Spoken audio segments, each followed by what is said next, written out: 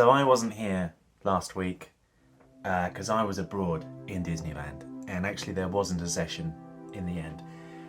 So you might have noticed I'm a little bit behind on doing these videos as a result. I do, however, have my notes. I don't really want to go through them. There's a lot here, more than normal. It was a very packed session. You know what? There's a way to solve this. Good morning, ChatGPT. How are you today? How can I help you today? I need to write up my notes from my latest D&D session from Dungeon of the Mad Mage. We are on the 4th floor. Can you please write up my notes as full sentences?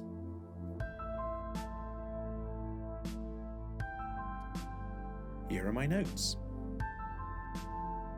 In our latest adventure within the Dungeon of the Mad Mage, we found ourselves on the 4th floor, surrounded by numerous paths that lay before us.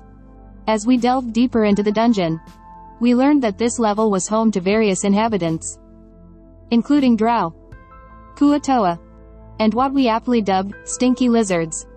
Our primary objective was to steer clear of the drow, as their allegiance to House Ollivander remained uncertain.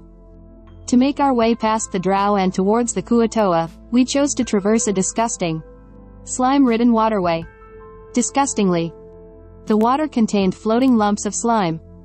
But I decided to collect a sample for potential later use. Our journey took an unexpected turn when we encountered 3 Zorn and managed to defeat them. Our reward for this battle was a haul of 39 crystals, each worth 10 gold pieces. However, as we crossed the water, our party became temporarily separated. Most of us had to swim across, while Baline, thanks to her unusual abilities, managed to traverse it gracefully using lily pads as stepping stones. We couldn't help but feel a bit annoyed that she hadn't used this skill earlier. Gorn, with a deep-seated fear of water rooted in his backstory, had an unfortunate streak of bad luck during our crossing.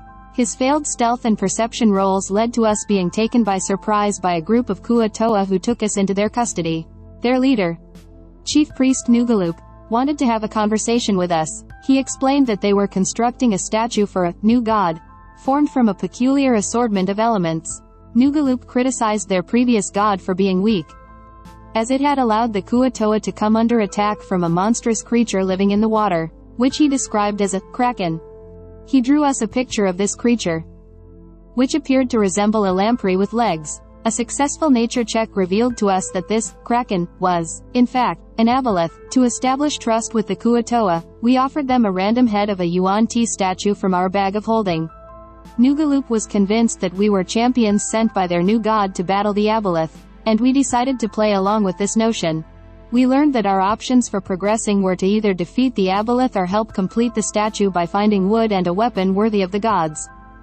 Kronos had a peculiar experience with his magic axe, Daddy Axe. It seemed to absorb some of his blood after a critical failure in combat, making him hesitant to use it. However, it was technically a magic weapon and therefore potentially suitable for the kuo-toa's god. The next morning, we left the water in search of wood and stumbled upon a room filled with mushrooms, some of which were woody.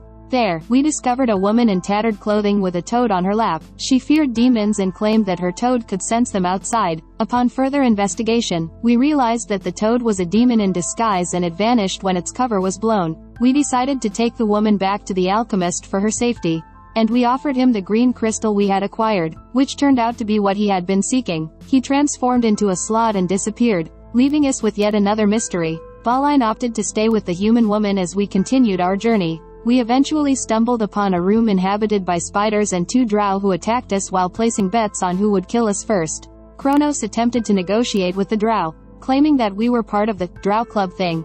Unfortunately, this ruse failed, and we were forced into combat. The last drow fled, and our paladin gave chase, ending up in a room filled with more drow. In this room, we encountered a priestess named Melith. With a combination of the drow token we possessed and our knowledge of the upper floors, we managed to convince her that we were friendly. She had the remaining drow who attacked us taken away for interrogation. Melith invited us into her chamber and offered a deal. Her deputy, Thursa Helverin, did not seem pleased with her decision. After a successful insight check, we gathered that Thursa was not in favor of involving outsiders in their affairs. In her chamber, we noticed another teleportation archway, this one with a coin slot. Melith proposed a deal: help them eliminate the aboleth or bring them the head of the Kuatoa priest, and they would permit us to continue. This marked the end of our session, leaving us with a crucial decision to make in the depths of the dungeon of the Mad Mage.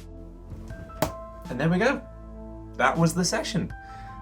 So we're in a difficult dilemma at the moment. We've got to make a decision about what do we do. We don't particularly want to fight an aboleth because I don't think we can really take it on right now. Maybe with all 4 of us there we might be able to, but certainly not with just 3 of us, which is what we had last week.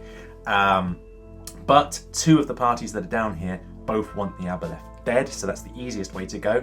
The alternative is we turn on the Kuatoa and chop its head off. That's quite easy to do, but at the same time I would kind of feel bad because they're fine, they're harmless, I don't really want to hurt them. And alternatively, we build this statue for the Kuatoa, which involves giving them wood and some sort of magical weapon. So that might be the way that we go. So I don't know, we're in a bit of a weird bind at the moment. We're with the Drow currently. They have told us to go and kill the Kuatoa, so I don't think they would mind or think it's suspicious if we immediately leave the Drow and head towards where the Kuatoa are. Presumably they are keeping tabs on us. So that might be our next play, but I think at some point we are actually going to have to weigh in with one of the parties down here, unfortunately, and make a decision about what we do. Honestly, the easiest thing to do would just be to kill this aboleth, I think. But again, I don't know if we are strong enough to do that. Maybe with proper preparation, we can. We'll have to think very carefully about that. But in the meantime, that's all something for a future version of me to figure out. Take care. Bye.